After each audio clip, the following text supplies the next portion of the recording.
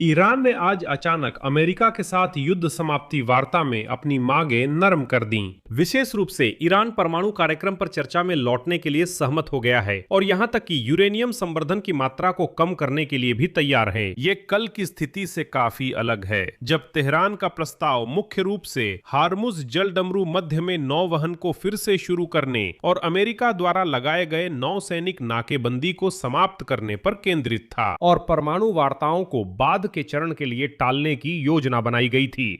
दूसरी ओर अब ईरान कहता है कि अमेरिका को मुआवजा देना होगा, नहीं तो हार्मुज जलडमरू मध्य उन सभी के लिए बंद हो जाएगा जो अमेरिकियों से जुड़े हैं।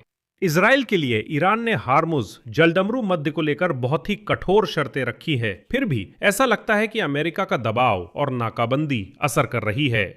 ट्रंप ने फिर कहा कि ईरान की शांति प्रस्ताव पर प्रतिक्रिया उन्हें मंजूर नहीं है और ये कि ईरान ने अब तक अपने सभी अपराधों की पर्याप्त सजा नहीं पाई है। और फिर ट्रंप ने वे शर्तें बताईं जिन पर अमेरिका फिर से ईरान के खिलाफ सैन्य कार्रवाई शुरू करेगा।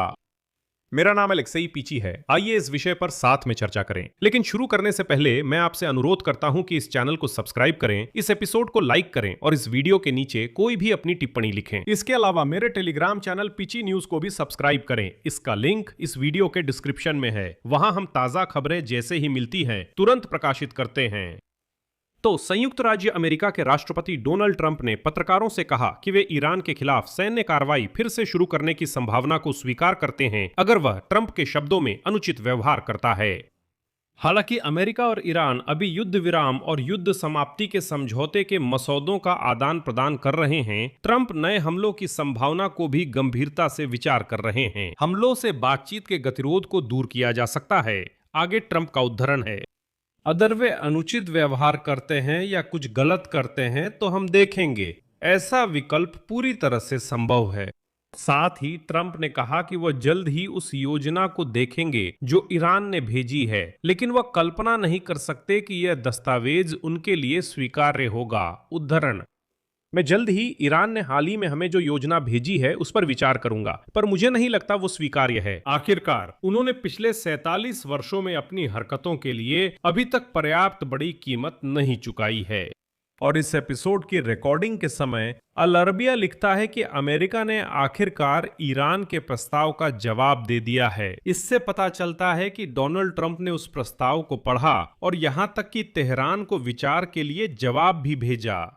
मैं याद दिला दूं कि 30 अप्रैल गुरुवार को ईरान ने अमेरिका को प्रस्ताव दिया था, रूपरेखा समझौते का प्रस्ताव, जिसमें 14 बिंदु शामिल हैं। यहाँ कुछ लोग 12 लिखते हैं, कुछ 14, लेकिन चलिए उस जानकारी पर रुकते हैं जिसे दोनों पक्षों ने पुष्टि की है।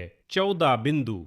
दस्तावेज में 1 महीने की बातचीत का प्रावधान है ताकि अर्मुज जलडमरू मध्य खोलने, अमेरिका द्वारा की गई समुद्री नाकाबंदी समाप्त करने और युद्ध समाप्त करने पर सहमति हो सके। ईरान में भी और लेबनान में भी इजराइल हिजबुल्लाह से अलग युद्ध लड़ रहा है। इसके बाद यानी 1 महीने में यह तय हो गया। इसके बाद तेहरान की परमाणु कार्यक्रम पर बातचीत के लिए 1 और महीने का समय दिया गया है। यहाँ ये मानना होगा कि समय डोनाल्ड ट्रंप के खिलाफ भी है और ईरान के खिलाफ भी, लेकिन ईरान के खिलाफ ज्यादा है। अमेरिका के वित्त मंत्री स्कॉट बेसन ने कहा कि अमेरिका आर्थिक नाकेबंदी से ईरान सरकार पर दबाव डाल रहा है। साथ ही अमेरिका की सैन्य कार्रवाई जारी है। आगे स्कॉट बेसन का उद्धरण है, 3 हफ्ते पहले राष्ट्रपति ट्रंप ने वित्त मंत्रालय को आर्थिक आक्रोश ऑपरेशन शुरू करने का आदेश दिया था। हम शासन की आर्थिक नाकाबंदी कर रहे हैं जिससे वो सैनिकों को वेतन नहीं दे पा रहा और सरकार की सभी शाखाओं पर असर पड़ रहा है। सारी ताकतें संघर्ष में लगा दी गई हैं। असल में अमेरिका ने ईरान की अर्थव्यवस्था दबाकर इस्लामी क्रांति रक्षक कोर को आत्मसमर्पण के लिए मजबूर करने का फैसला किया है ताकि देश का नेतृत्व अपने लड़ाकों को वेतन न दे सके। लेकिन मैं क्यों कह रहा हूं कि समय डोनाल्ड ट्रंप के खिलाफ भी काम कर रहा है? असल में वही स्कॉट बेसन ने कहा है कि ऊर्जा संसाधनों की कीमतें जो इस समय मध्य पूर्व में युद्ध के कारण तेजी से बढ़ रही हैं, इस साल के अंत तक कम हो सकती हैं। उनके मुताबिक संघर्ष खत्म होने के बाद तेल की कीमतें कम होंगी, लेकिन तुरंत नहीं। जंग जितनी लंबी चलेगी, बाजार को सामान्य होने में उतना ही समय लगेगा। अभी से साफ है कि अमेरिकी कांग्रेस के मध्यावधि चुनावों में डोनाल्ड ट्रंप की रिपब्लिकन पार्टी ऊंची पेट्रोल कीमतों के साथ जा रही है, जो वहां मतदाताओं के मूड को हमेशा प्रभावित करती रही है। आज अल अरबिया टीवी ने आपातकालीन खबर दी कि ईरान ने कुछ पुरानी शर्तें छोड़ दी हैं और परमाणु कार्यक्रम को अमेरिका के साथ बातचीत में शामिल करने पर सहमत हुआ है, जो बदलाव का संकेत है। इस मुद्दे के समाधान को टालने पर पहले जो जोर था, उसकी तुलना में विशेष रूप से ईरान ने अपनी परमाणु कार्यक्रम पर बातचीत के पहले ही चरण में पहले महीने के भीतर चर्चा करने पर सहमति जताई है और उसने यूरेनियम संवर्धन को 3.5% तक सीमित करने और मौजूदा संवर्धित यूरेनियम के भंडार को धीरे धीरे कम करने का प्रस्ताव दिया है। सूत्रों के अनुसार संशोधित प्रस्ताव में यह भी शामिल है कि अमेरिकी नाकेबंदी हटाने के बदले हार्मुज जलडमरू मध्य में धीरे धीरे कामकाज फिर से शुरू किया जाए। इसके साथ ही तेहरान ने मध्य पूर्व क्षेत्र से अमेरिकी सेना की वापसी की अपनी मांग से पीछे हट गया है। सूत्रों के अनुसार अब ईरान इसके बजाय अपनी सीमाओं के आसपास अमेरिकी सैन्य ताकत के विस्तार को रोकने और भविष्य में हमलों के खिलाफ अंतर्राष्ट्रीय गारंटी प्राप्त करने की कोशिश कर रहा है। दिलचस्प बात यह है कि तेहरान में ऐसी नरमी तब आई जब अमेरिकी राष्ट्रपति डोनाल्ड ट्रंप ने हाल ही में कहा कि उन्होंने अभी तक ईरान के प्रारंभिक प्रस्ताव की सटीक भाषा नहीं देखी है, लेकिन शायद ही उसे स्वीकार करेंगे, क्योंकि उनके अनुसार तेहरान ने अब तक अपने सभी अपराधों की पर्याप्त कीमत नहीं चुकाई है। और इस बयान के बाद ईरान ने कथित तौर पर अपनी शर्तों को और भी नरम कर दिया। साथ ही ईरान भविष्य की डील से ज्यादा लाभ उठाने की कोशिश कर रहा है।